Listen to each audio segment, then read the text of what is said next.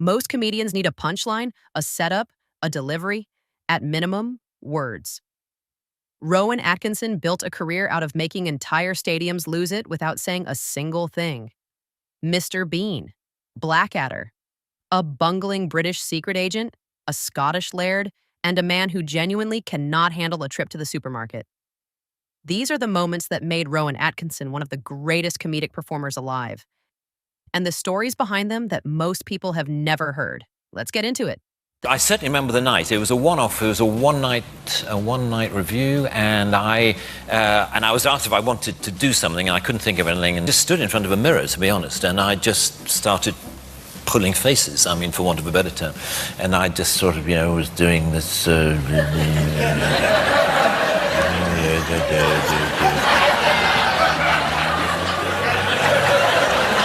And then there was this idea of having a card. Have you got anything that I could... I'm just going to...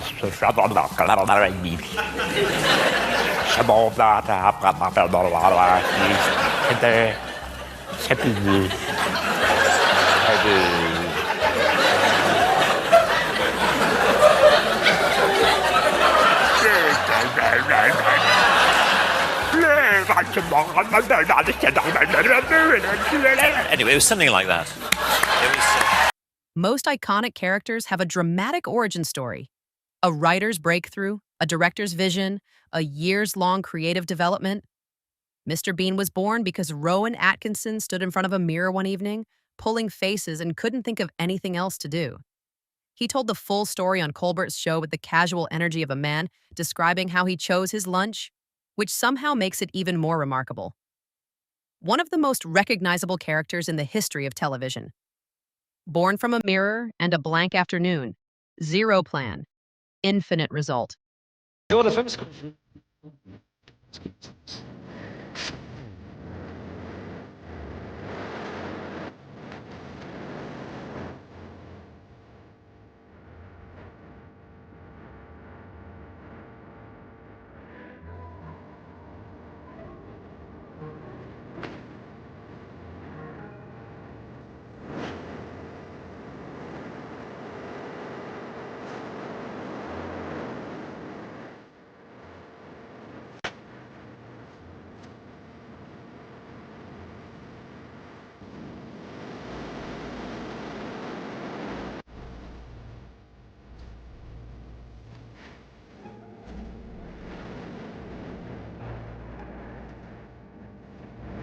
I thought it sounded great, and I thought people would be more interested in the music rather than the name.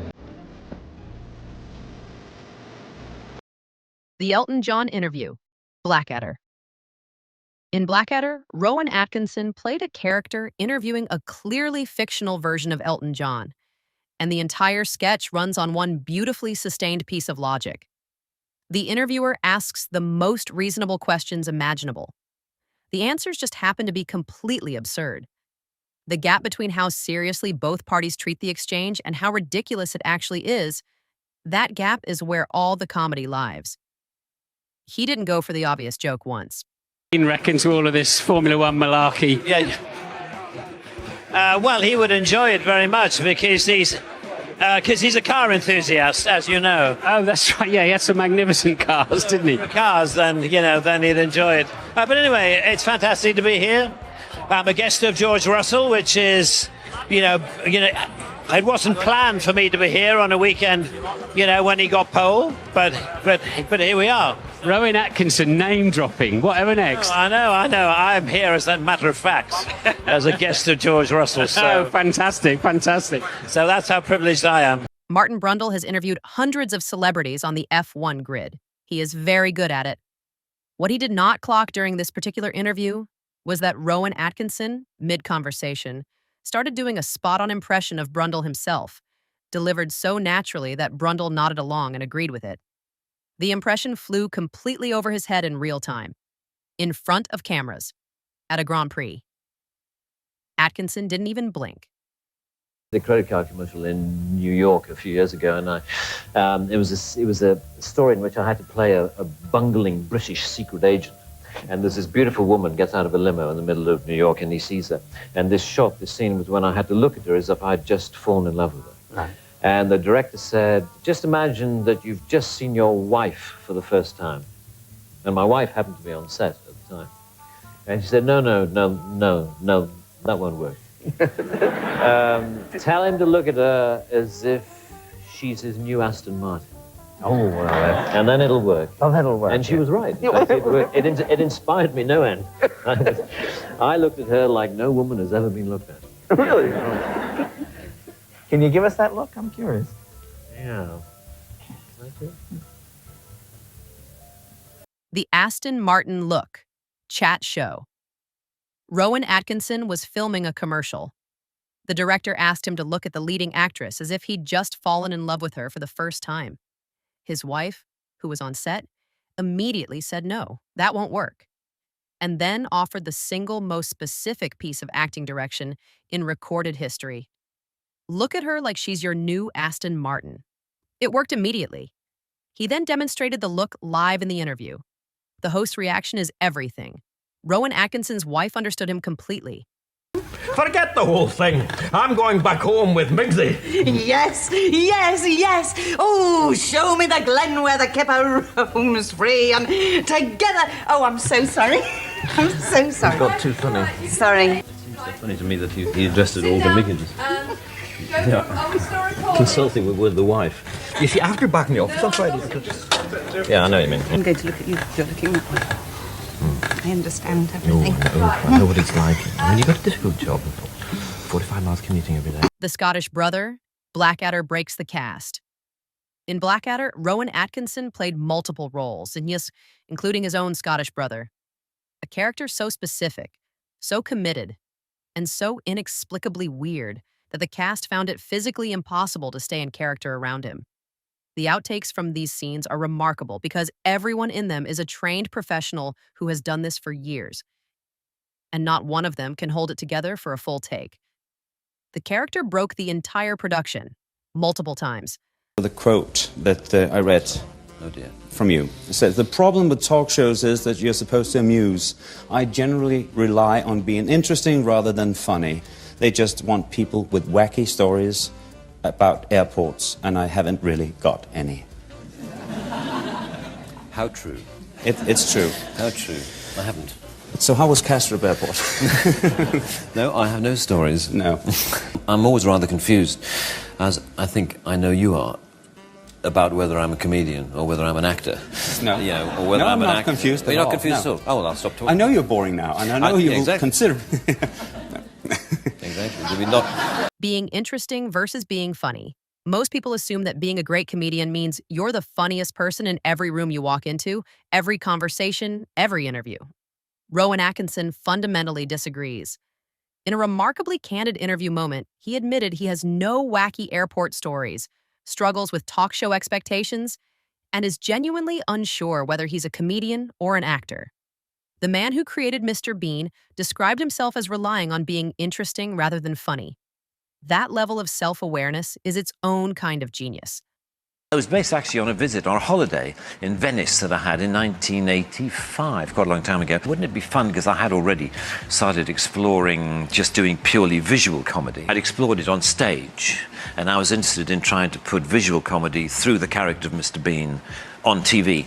And so that's where it started. Well, the first ones we did were in 1988, 89, and then it sort of grew from there, and now we've got this... Weird, it's like you've got its own life. Mr. Bean did not arrive from a writer's room. There was no network meeting, no focus group. It started with a holiday in Venice in 1985, a question Rowan Atkinson asked himself about purely visual comedy, and several years of quietly developing the idea before the first episode aired in 1988. The fact that a character watched by billions in over 200 countries traces back to one man on holiday in Venice asking himself a question that is either deeply inspiring or deeply unfair, depending on how you look at it. It's really good, thank you. This side or this side? Right, how do you want to sit down? No, I'll get behind you. Well, I see, I just sit here and Yeah, and you do don't nothing. have to do anything. Okay. Coming up on Sunrise this morning, we meet the lovely Mr. Rowan Atkinson. We talk about Mr. Bean's holiday, and all you have to say is, if you miss it, you miss out. Simple as that. You ready? Grand, okay. I'm good at this. Good, okay. How interesting.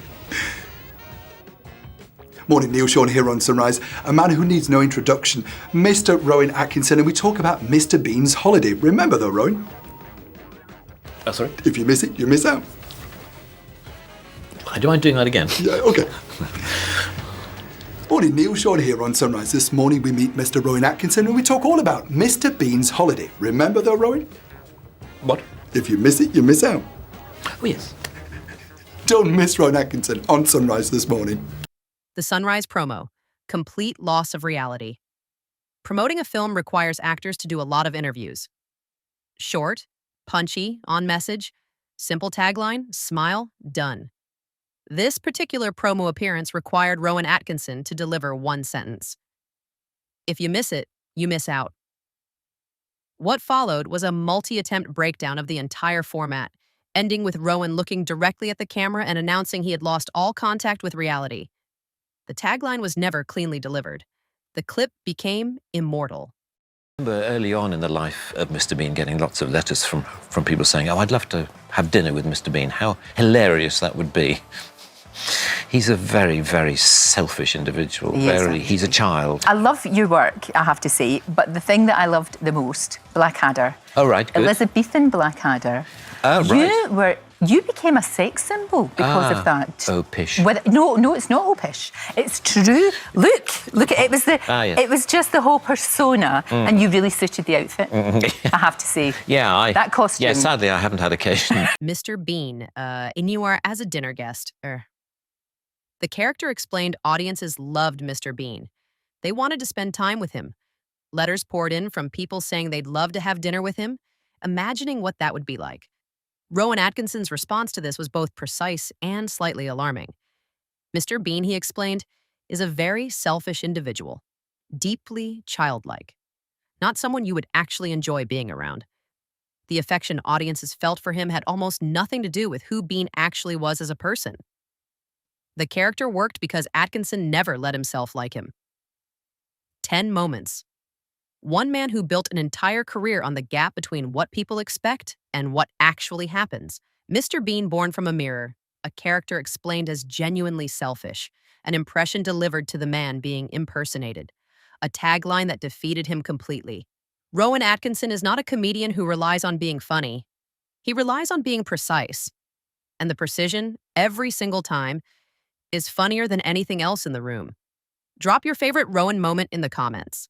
Subscribe if you haven't already. And we'll see you next time.